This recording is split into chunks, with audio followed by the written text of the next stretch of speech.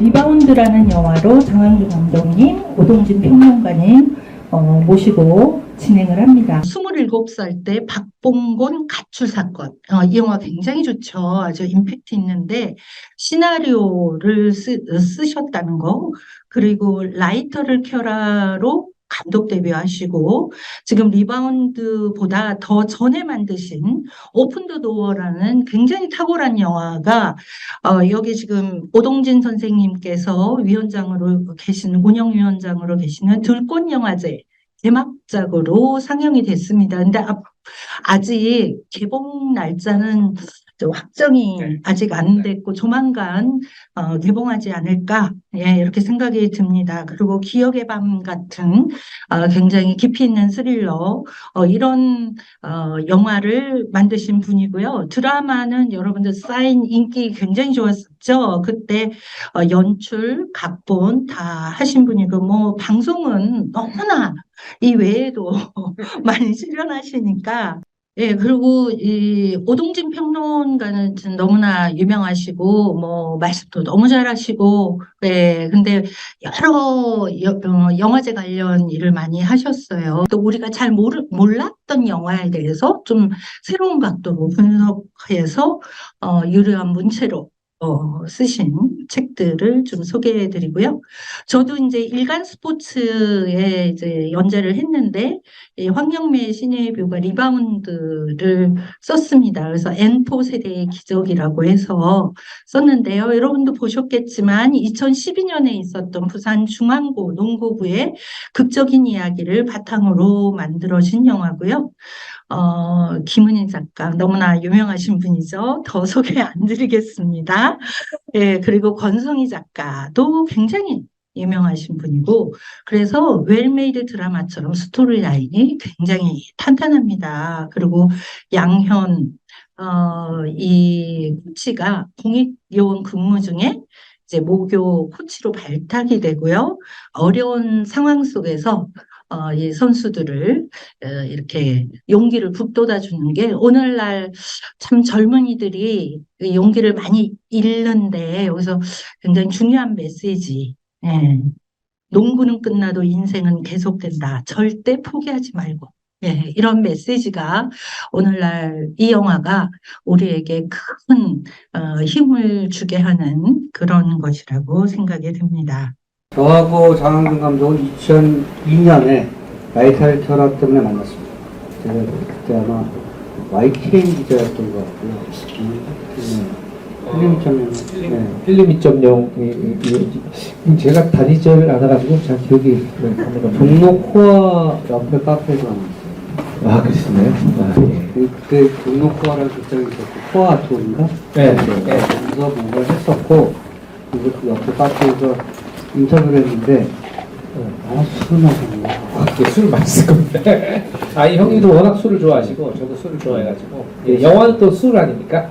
21년 됐습니다. 장항준 감독하고. 예. 저도 60이 됐고, 장 감독이 50이라군요. 네.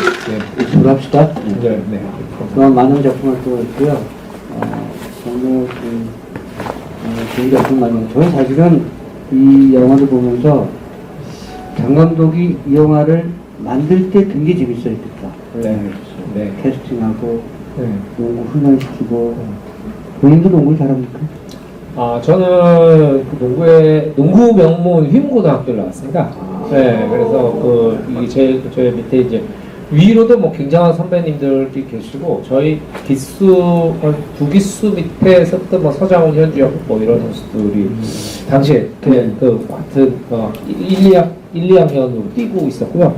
그 이후에도 뭐 사실은 우승을 참 많이 했던 기억이 들어서, 여기 영화 속에 있었던 이 교실 응원 장면이나 이런 것들은 학창 시절에 제 기억 되게 떠올리게 했고, 소리 연출하기 되게 좋았던 것 같습니다. 제가 여쭤보는 건 이게 저는 못합니다.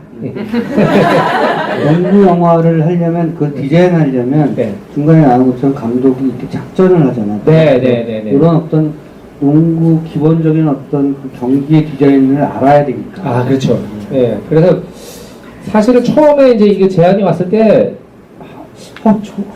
재밌을 것 같은데 해야 되나 말아야 되나 하는데, 저희 선배 한 분이 현준아, 레이징불이라는 영화를 마틴 스콜세지가 권투를 할 줄 알아서 만든 게 아니잖아.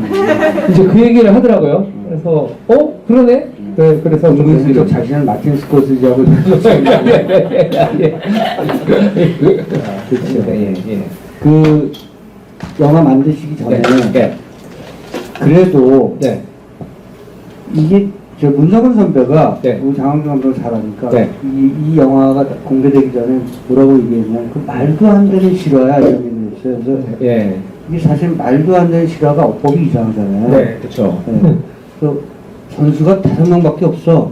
두 명이 다 퇴장당하고 3명이 싸우는데 중결승을 했대. 말도 안 되는 실화를 걔가 만들었다 이렇게 얘기하더라고요. 예. 그래서 그때부터 제가 관심이 있었는데 그렇다면 이것을 경기에 치중할 것인가 아니면 휴먼 드라마에 치중할 것인가.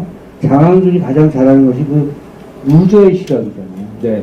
유저들이 어떻게 사실은 그걸 극복하고 이겨내고 우리 사회가 어떻게 보면 유저들이 어떻게 견뎌내고 그런 네. 걸 잘 끌어내는데 네.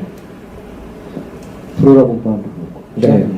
어떤 쪽에 초점을 맞추려고 당초에는 생각했나요? 원래는 이제 지금 말씀하신 대로 이제 이 루저들의 뭐 성장, 루저들의 어떤 과정들을 그리고 싶었는데 이게 하다 보니까 선수들도 선수들이지만 이 강코치 양현 쪽이 저희 좀 더 몰입이 돼서 그 다음부터 양현 중심으로 많이 흘러갔던 것 같아요. 네, 양현 같은 경우에는 상당히 좀 어찌 보면 기존에 나왔던 이런 스포츠 영화, 스포츠 드라마의 코치하고 좀 결이 다른 코치. 보통 이제 굉장히 왕년에 유명했던 선수인데 지금 한물 가고 알코올 중독에 빠진 나이든 코치가 오거나 아니면 나태했던 팀에 굉장히 젊은 감독이 오면서 편견을 딛고 일어난다 이런 것들인데 여기 이제 영화 속에서 그리고 실제로도 강양현 코치를 보면 이 사람 자체가 완전 미완성이고 이 사람 자체가 굉장히 좀 오류투성이에요.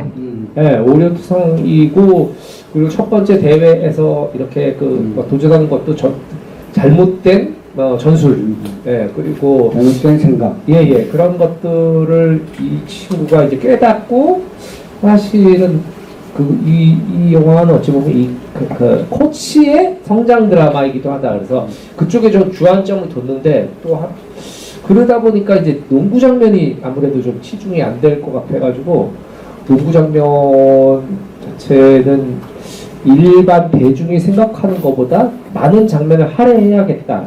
이런 것들이 영화적인 좀 목표였던 것 같습니다. 사실은 농구가 가장 속도전이 강한 그런 스포츠이기도 하고 네네. 촬영 난이도가 좀 높잖아요. 예, 굉장히 힘들어. 그 3점 슛 쏘는 거, 네. 그건 만든 장면이니까 아니 진짜 3점 슛을 쏜 겁니까? 그왜 못하는 친구? 예, 그게 이 영화의 농구 장면의 95%는 다 리얼입니다. 아하. 네, 다 실제로 했던 것들이고, 그리고 그 CG들의 대부분은 관중석. 관중이 너무 비싸요. 너무 비싸? 네, 깜짝 놀랐어요. 그래서 제가 처음에 감독님 몇 명을 실제 인물로 실제 관중을 채우고 보조 출연을 채우고 몇 명을 CG로 할 거야. 그래서 내가 500명은 돼야지. 그랬더니 그 관중 한 명이 저희가 지방에서 찍잖아요. 내려와야 되니까. 서울부터 모집을 해서 그때부터 시간을 재요. 버스에 타고 내려오는 시간까지 전부 이 엑스트라의 임금이에요. 그리고 오면 숙박해야 되죠. 밥 먹죠. 그러다 보니까 500명이 거의 10억. 네. 깜짝 놀랐어요. 영화에 동원하면. 예. 500명이 10억이에요. 그러니까 이게 뭐냐면 두당 21일. 네. 그러면 10억이 맞죠? 공대 없어요, 공대? 예. 형 고대 나왔잖아. 잠깐 왔어요. 예. 아무튼 간에, 그래서 저희가, 이거 안 되겠다. 100명을 써도 몇 억이 돼버리니까, 그래서, 이거 장난 아닌데, 그래서 이제 관중은 하단에 조금 빼고는 다 다 CG로 처리를 했던 것 같고요. 선수들은 거의 99% 실제 본인의 플레이였고 아깝게 안 들어간 것들은 이제 공을 그려서 들어가게 하거나 아니면은 넣지 말아야 되는데 넣었다. 그런 경우도 꽤 있었거든요. 그거를 안 들어간 걸로 하거나 그런 일들이 좀 있었습니다. 프리프로덕션 단계에서 선수들을 강훈련시킨 거죠. 네네, 강훈 훈련을 시켰습니다. 강훈 훈련을 제가 어른이 돼서 누군가를 훈련시키는 입장이 될 거라고 한 번도 생각해 본 적이 없는데, 항상 훈련받고 조교받았던 입장에서, 이 수수들을 한 석 달 정도? 영화 촬영 석 달 전부터 이제 합숙을 해서, 훈련을 했고요.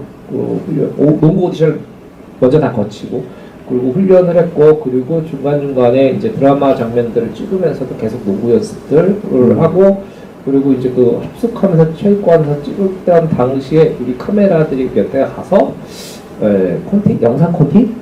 그래서 합들을 계속 만들어냈어요. 이게 뭐, 예를 들면 뭐, 무슨, 광산고 경기 13번 합, 이건 14번 합, 이건 15번 합, 이렇게 다 약속이 되어서 저희는 카메라 포지션을 어떻게 움직일 것이냐 이런 것까지 해서 그 한 석 달이 저희한테 거의 리허설? 연습 겸 리허설 기간이었던 것 같습니다. 그 배우들도 그 3개월의 훈련 과정을 통해서 자기 스스로 아주 철저하게 캐릭터라이징을 했겠군요. 네네. 자기가 정말 그때의 선수처럼. 그렇죠. 이게 하다 보면은 진짜 자기네가 그렇게 된 것 같은 그쵸. 착각이 들거든요. 네. 그리고 여기 나온 배우들이 대부분 뭐 정진훈 씨하고 안재홍 씨 빼고는 다 이 영화 데뷔작이에요. 그렇다 보니까 진짜 신인인 거니까 본인들한테는 이 영화가 리바운드 해야 되는 기회라고 생각을 해서 굉장히 진짜 열심히 했던 것 같습니다. 근데 본인들이 나중에 마지막에 보면 비슷하게 생겼어요. 네. 비슷해진 겁니까? 아닙니다. 아닙니다. 그분들을 애초에 캐스팅할 때, 신장이나 외모, 골격? 뭐 이런 것들을 고려해서 캐스팅을 진행을 했고요. 얼굴의 선도. 네네네. 그래서 진행을 했고, 그리고 하면서 이제 저희가 이제 헤어나, 분장 같은 경우를 조금씩 이제 변화를 줘서 아마 보시기에는 진짜 닮았다 이렇게 생각하실 수 있을 것 같아요. 겉으로는 영화 다소 좀 투박해 보입니다만 굉장히 섬세한 작업 과정을 통해서 나온 작품이라는 것을 이제 마지막 장면을 통해서 제가 알 수가 있고요. 여러 가지 장치들을 많이 넣었어요. 특히 이제 사우프로들, 네. 조연들, 전생들, 어떻게 하면 그들이 나오면 좀 약간 그들이 중에서 나가줘야 돼. 네. 웃기거든. 예, 이게 메인 코스만 음식도 메인만 먹으면 제일 맛이 없거든요. 옆에 스케다시라고 했나요? 그런 것도 있어줘야. 예. 장점이 이제 교장 선생님이었고. 네. 그 전생들도 그렇고. 네. 그렇죠. 안재홍 씨가 아마 그런 역할도 굉장히 많이 한 것 같고요. 그런 진심과 코믹함의 강서를 오가는 그 리듬이 되게 중요한데 네. 배우가 그 리듬을 잘 타야 되거든요. 네. 이상하게 타면 어색하고. 맞아요. 잘못 뛰고. 예. 안재홍 씨가 굉장히 잘한 것 같고요. 그래서 제가 봤을 때 안재홍 씨를 염두에 두고 이 캐릭터의 시나리오를 썼을까? 이런 생각도 했었어요. 일단은 제가 먼저 시나리오를 5년 전에 먼저 받았고, 6년 전에 받았나요? 받고, 그때부터 이제 준비를 하면서 영화 한번 엎어지고, 다시 영화가 시작될 때, 그 시나리오 수정을 거쳐서 이거는 1순위가 안재홍이다. 왜냐하면 이제 싱크로율을 맞춰야 된다. 그래서 저 실제 강량현 코치와 흡사한 배우는 대한민국에 단 한 명밖에 없다. 실제로 키가 똑같아요, 두 분이.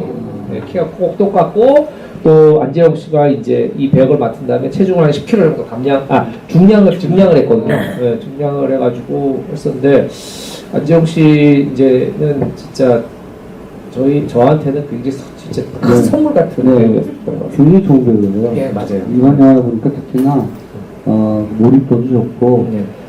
뭐랄까요 그냥 영화에 임하는 자세가 진승이가 착함이 있는 예.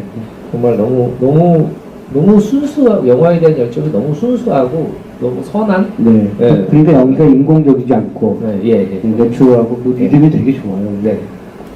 다만 이제 그 전수의 그 무릎팍을 안고 울 때, 그건 약간 과하다. 감독이 약간 너무 약간 투나치도 같다 이런 그렇게 우나 뭐 생각했었죠. 근데 그것도 잘하더라고요. 아니요. 네, 그러니까 이게 사실은 지금 노무현 평론가님 말씀하신 것처럼 어쨌든 배우를 통해서 보여지는 거기 때문에 배우가 그 감정을 어떻게 짜내는지에 따라서 어떻게 해내는지에 따라서 사실은 이거는 씬 자체의 느낌이 너무 달라질 수밖에 없는 상황이거든요. 그래서 사실 어찌 보면 우리가 캐스팅에 심혈을 기울이기도 하는 건데 안재영 씨 만약에 다시 이 영화를 만들려고 해도 저는 안재영 씨밖에 대안이 없는 것 같습니다. 이 병기도 그렇고 네. 사람 이 얘네들의 관계도 그렇고 관계 속에서 만들어지는 어떤 여러 가지 문제를 해결하는 것도 그렇고 다 올라가줘야 되는데 네. 그런 점층 구조가 아주 수준적이었다. 네. 예. 꺾이지 않았다. 네. 아까 그 얘기 잠깐 말씀드린 그 김수진 배우가 맡았던 규혁이 엄마, 규혁 뭐 같은 경우에는 실제 규혁이 어머니가 이제 이 영화를 보시고 규혁이보다 훨씬 펑펑 우셨대요. 시작 지금부터 막 우셨다 그러더라고요. 거기 자기가 있는 거예요. 거기에 본인이 있고 본인이 가졌던 감정들 그리고 뭐 그런 것들 때문에 엄청 많이 우셨다고 뭐 얘기를 들었습니다. 또 영화가 갖고 있는 힘이 이제 동일화와 동지화의 시선인데 보통 그런 것들이 매칭이 되면 터지죠. 영화가. 사실 영화를 보고 있으면 저거 내 얘기인데 하는 것 같아요. 네. 저거 내가 겪었던 일이고 내가 다쳤던 일 이런 얘기를 이 안에서 많이 볼 수 있거든요. 그러니까 여기 규혁이가 됐든 규혁이 엄마가 됐든 아니면 선생이 됐든 교장이 됐든 아마 저런 태도와 저런 생각으로 살아왔던 사람들이 굉장히 많을 겁니다. 그래서 동일화의 시선이 굉장히 강한 영화인데 안타깝게도 확장되지 못해서 흥행은 안 돼요. 네. 보통은 동일화, 동지화를 포착해낸 영화들이 흥행해서 성공하는 케이스가 굉장히 큽니다만 이게 아직 배분이 잘못했어요. 네. 제 탓이 아니라 너무 다행이다. 배분의 시대 너무 안 좋았고 제가 마케팅 열심히 마케팅 안 했겠다라는 생각이